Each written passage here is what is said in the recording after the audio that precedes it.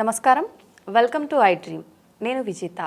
ప్రస్తుతం మనతో పాటు ఉన్నారు ప్రముఖ ఆధ్యాత్మికవేత్త, ఎనర్జీ వాస్తు స్పెషలిస్ట్, శ్రీ విద్య ఉపాసకురాలు శ్రీమతి జయప్రద గారు. ఇప్పుడు మేడంతో మాట్లాడి మన సందేహాలన్నీ నివృత్తి చేసుకుందాం. నమస్తే అమ్మా. నమస్తే అమ్మా. శ్రీమాత్రే నమః. అమ్మా, ఎలా ఉన్నారు? బాగున్నాం. మీరు ఎలా ఉన్నారు? నేను బాగున్నానమ్మా. చెప్పండి అమ్మ, నాకు ఒక సందేహం ఏంటంటే, చాలా మందిలో అబ్బాయిల్లో కానీ అమ్మాయిల్లో కానీ వివాహం అనేది ఆలస్యం అవుతూ ఉంటుంది. మనకు అన్ని రకాల స్తోమత ఉండి చెయ్యాలి అని అనుకున్నా కూడా ఏదో ఒక రకంగా ఆలస్యం అయిపోతూ ఉంటుంది. అటువంటి వాళ్ళు ఎటువంటి పరిహారం చేసుకుంటే బాగుంటుంది? అసలు ఎందుకు ఆలస్యం అవుతుందమ్మా? అందరు వివాహం ఆలస్యం అవుతుంది అనేది వాళ్ళు ఆలోచించుకోవట్లేదు విషయం. ఫస్ట్ మన పూర్వము వివాహం అంటే మన ఇంట్లో ఏదైనా కార్యక్రమం చేయాలంటే ఫస్ట్ భగవంతుడి దగ్గర ఒక నామస్మరణ చేసి ఆయన దండం పెట్టుకొని ఈ కార్యక్రమాలు జరిగేలా సవ్యంగా జరిగేలా చూడు స్వామి అని దండం పెట్టుకొని బయలుదేరాలి. ఒక తిరుపతి యాత్రకు వెళ్ళినా సరే మనం ఆ యాత్ర కంప్లీట్గా జాగ్రత్తగా వెళ్ళి శుభంగా వెళ్ళి అన్ని దర్శనాలు చేసుకొని చక్కగా ఇంటికి రావాలని దండం పెట్టుకుని బయలుదేరాలి. ఇవాళ రోజున పెళ్ళి అనే విషయంలో ఎంత పెద్ద విషయం అది. పెళ్ళి అంటే 2 కుటుంబాల కలయిక, 2 జీవితాలు కలిసి ఉండాలి. సో ఇలాంటి పెద్ద విషయాన్ని వాళ్ళు సింపుల్గా మ్యాట్రిమోనీలో కానీ వీడియోలో వాళ్ళకి చెప్పడం కానీ, లేదా మా అబ్బాయి ఎప్పుడు ఓకే అంటే అప్పుడు సంబంధాలు చూడడం అని కానీ, దానికి ముందు ఒక ప్రక్రియ చేయడం మర్చిపోతాను అందరూ. దానివల్ల ఆలస్యం. ఏంటమ్మా ప్రక్రియ? చాలా పెద్ద ప్రక్రియ ఏం కాదు, చాలా చిన్నదే. ఆ ప్రక్రియ ఎంత ఇంపార్టెంట్ అంటే అది చేయకపోవడం వల్ల చాలా మందికి ఆలస్యాలు అవుతున్నాయి. ఓకే. ఇలా మేము ఎవరైతే చెప్పి చేయించామో అందరూ చక్కగా వివాహం అయ్యింది, మంచి కుటుంబాలకు వెళ్ళారు. అమ్మాయిలైనా అబ్బాయిలైనా చాలా మంచి హ్యాపీ లైఫ్ లీడ్ చేస్తారు.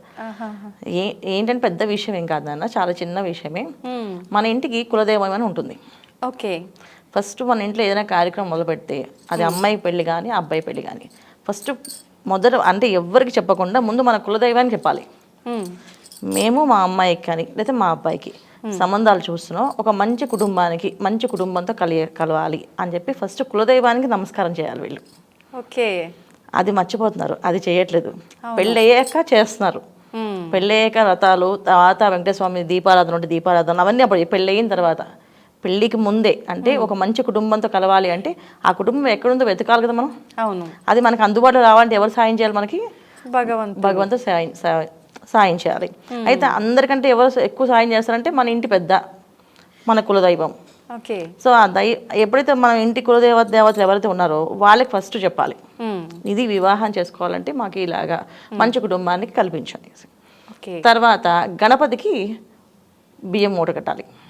ముందే చూడాలి సంబంధం ముందే. గణపతి ఏ విఘ్న ఆటంకాలు రాకుండా చక్కగా ఒక సంబంధం కుదరడము, ఆ సంబంధంలో ఏ విఘ్నాలు లేకుండా చక్కగా నిశ్చితార్థము, తర్వాత లగ్నపత్రికలు, తర్వాత పెళ్లి అన్నీ అవ్వాలని చెప్పి ముందే గణపతికి నువ్వు మంచి సంబంధం మేము వెతికే ప్రాసెస్లో మాకు సాయం చేయి స్వామి అని చెప్పి గణపతికి ఒక తెల్లని వస్త్రాన్ని తీసుకొని దాన్ని తడిపి పసుపులో తడపాలి.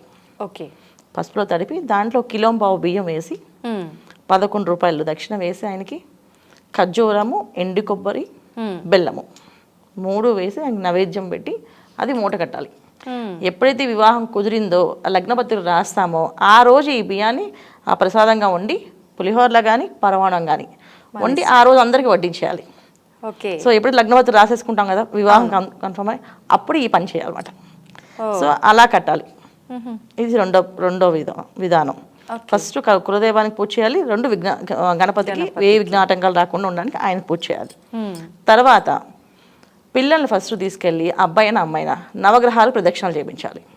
ఎందుకంటే ఇది కలియుగంలో మన జాతకంలో ఎటువంటి అదృష్టం ఉన్నప్పటికీ కూడా ఆ యోగం రాకపోవడానికి కారణం ఏంటంటే ఒక నవగ్రహాలు ఒక ఎనర్జీస్ పనిచేస్తాయి మన మీద.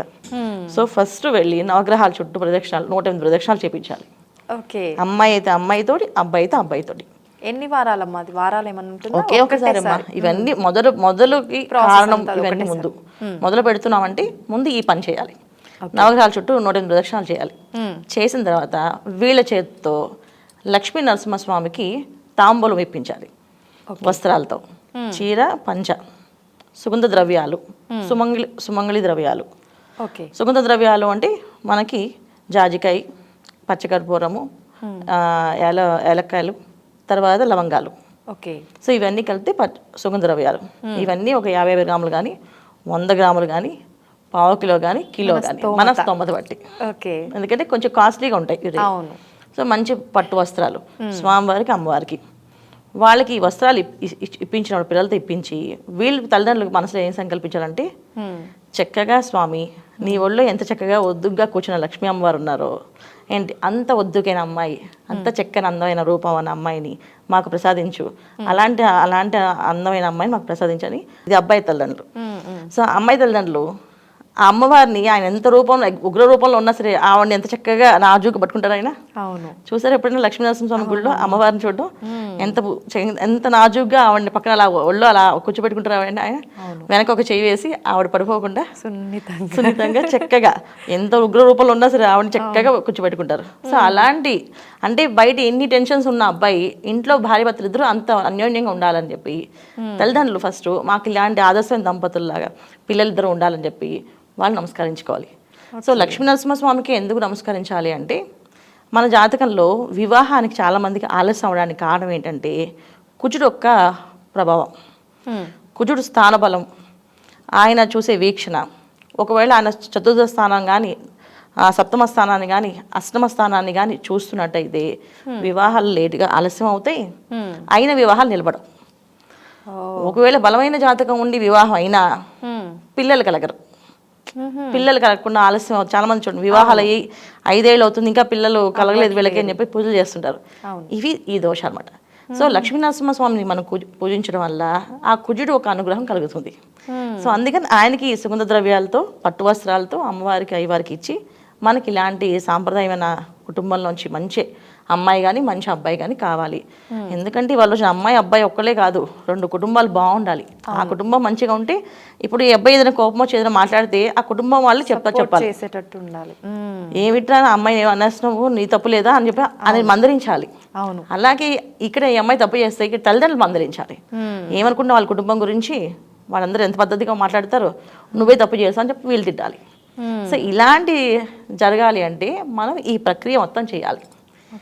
ఇవి చేస్తే ఖచ్చితంగా వివాహం అవుతుంది. సో ఇవి ఎప్పుడు చేయొచ్చు అంటే ఎప్పుడు వివాహ సమయం మనం ప్రారంభం చేద్దాం అనుకుంటున్నామో, ఇప్పుడు ఆడపిల్లలకైతే 21 నుంచి ప్రారంభం, 21 నుంచి చేయడం మొదలు పెట్టాలి. పొరపాటున కొన్న వాళ్ళకి ఈ సంబంధం ఆ సంబంధం అన్నప్పుడు వాళ్ళకి ముందు కండిషన్ పెట్టాలి. మేము పెళ్ళి అన్నప్పుడు మీరు వద్దు అనకూడదు, ఈ కండిషన్ పెట్టాలి. ఎందుకంటే మనం పూర్వం చూడండి ఏ మాటదే ఏ వేళ పడితే ఆ వేళ ఆ సూచం కానీ ఏదైనా తప్పుగా మాట్లాడడం కానీ ఒప్పుకునేవాళ్ళు కాదు పెద్దవాళ్ళు. మళ్ళీ మాట్లాడకండి అని చెప్పేసి. ఎందుకు అంటే తదాస్తు దేవతలు తిరుగుతూ ఉంటారు ఎప్పుడు. సో మనం ఏదైనా ఒక మాట తప్పుగా మాట్లాడితే వెంటనే లెంపలు వేసుకోండి అని అనేవాళ్ళు. ఎందుకంటే తదాస్తు అనేస్తే అది ఎక్కడ మనకి జరుగుతుందో అనేసి. సో వీళ్ళు పెళ్లి విషయం మాట్లాడితే వీళ్ళు మనసులో కావాలనుకున్నా బయటికి అలా ఒప్పుకుంటే ఏమో ఏదైనా అనుకుంటామేమో అని చెప్పి చాలామంది వద్దు ఇప్పుడప్పుడే వద్దు, నేను ఇంకా సెటిల్ అవ్వాలి, నేను ఇంకా అది అవ్వాలి ఇది అవ్వాలంటే వెళ్ళిపోతుంది వివాహం. అది సో అదొక ఆనంద భాగ్యం.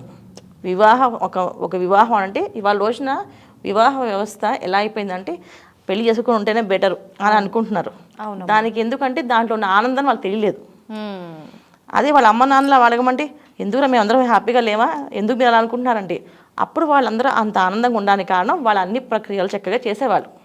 పెద్దవాళ్ళు ఏం చెప్పారో అది వాళ్ళు చేశారు. ఇప్పుడు పిల్లలు చేయట్లేదు. సో అందుకే వాళ్ళు చేయట్లేదు కనుక మనమైనా సరే ఆ విషయం తెలుసుకొని వాళ్ళ చేత ఇలా చేపిస్తూ వాళ్ళకు ముందు చెప్పాలి. మీరు ఏదైనా మాట చెప్తే దాన్ని వద్దు కాదు కుదరదు అని అనకుండా మీరు మాట్లాడండి అని ముందు కండిషన్ పెట్టాలి. అలా పెడితే చక్కగా వింటారు పిల్లలు, అదేం ప్రాబ్లం లేదు. మేము ఒక మాట అడిగాం అనుకో, నువ్వు వద్దు కాదు కుదరదు అని చెప్పకూడదు, ఇప్పుడు అసలు అనకూడదు ఆ మాట. నీకు ఇష్టమైతే పేపర్ మీద రాసివ్వు, ఇష్టం లేదనుకో పేపర్ మీద రాయి, నోట్ తనకు అని చెప్పానండి. చక్కగా 41 రోజులు ఈ పని చేయమనండి అవుతుంది వివాహం. అసలు ఆలస్యం అనేది జరగదు, చక్కగా మంచి సంబంధం వస్తుంది, మంచిగా హ్యాపీగా ఉంటుంది లైఫ్. ఇది జరుగుతుంది. నిజంగా ఇంత చిన్న లాజిక్ అనేది తెలియకుండా చాలా ఇబ్బందులు అయితే పడుతున్నారమ్మా వివాహ జీవితంలో. నిజంగా చాలా మంచి విషయం తెలియజేశారమ్మా, ధన్యవాదాలు. నమస్తే అమ్మా, శ్రీమాత్రి నమః.